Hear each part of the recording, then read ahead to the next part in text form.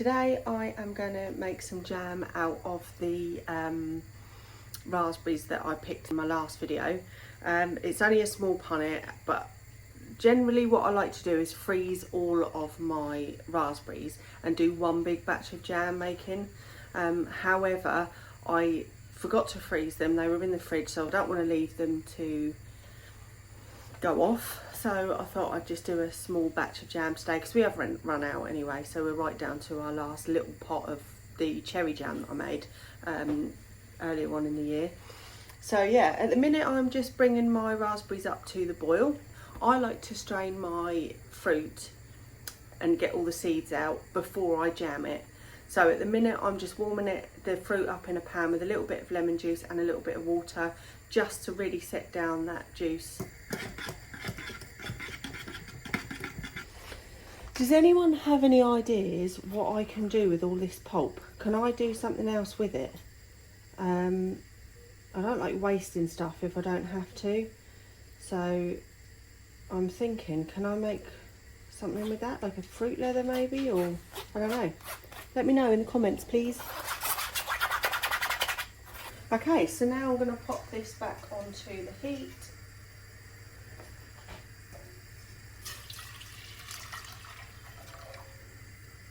Cup of sugar. And now we're just going to bring that to the boil. So whilst that is cooking, I've had my jar and the lid and the ring in the oven. If you want to sterilise your jars in the oven, you need to put them in on a baking tray. I use a little bit of baking parchment over the top, and then I put them in at 100 for approximately 10 minutes.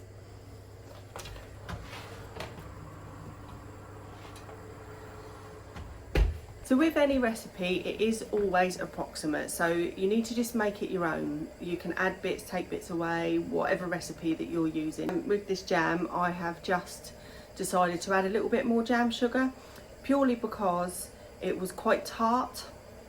So yeah, I just added another half cup, see how we go, and then I think that'll be perfect. So we're getting there with this rolling boil. I have checked it a couple of times, it's not quite there yet, but I'm going to pop it in now and have a little look.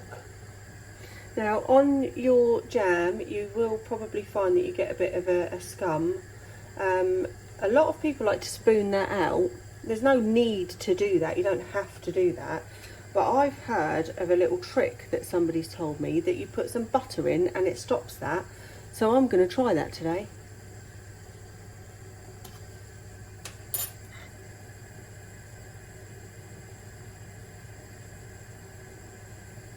Yeah, it definitely seems to have worked. There's not nowhere near as much scum on there as there was before.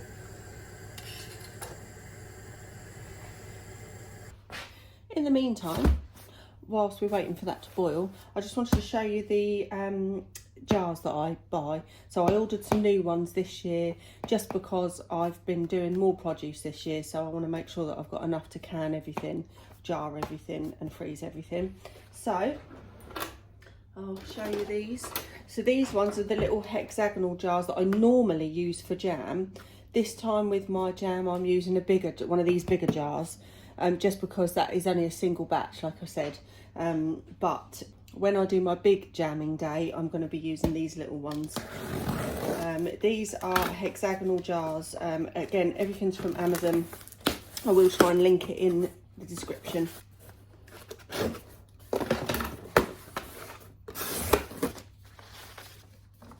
These jars come with stickers as well, if you wanted to write on them. So they come individually wrapped. They're really lovely little jam jars. They're really nice for gifts, these ones as well. I really like them.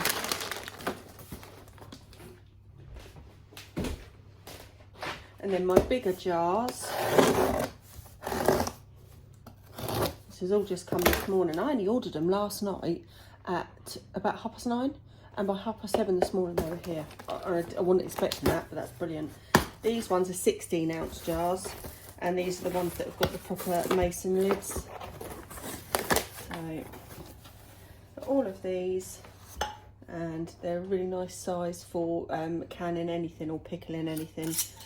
You can take you've got your rings, your lids and your jars.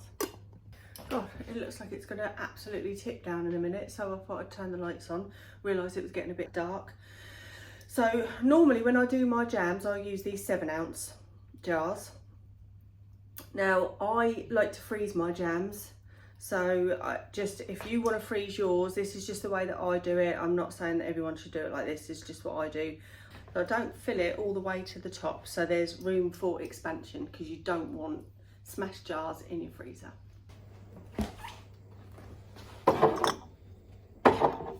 Okay, so we are finally where we need to be, and I am going to take that off of the boil. And then what I like to do is pour it straight into my jar, so I'll get everything ready.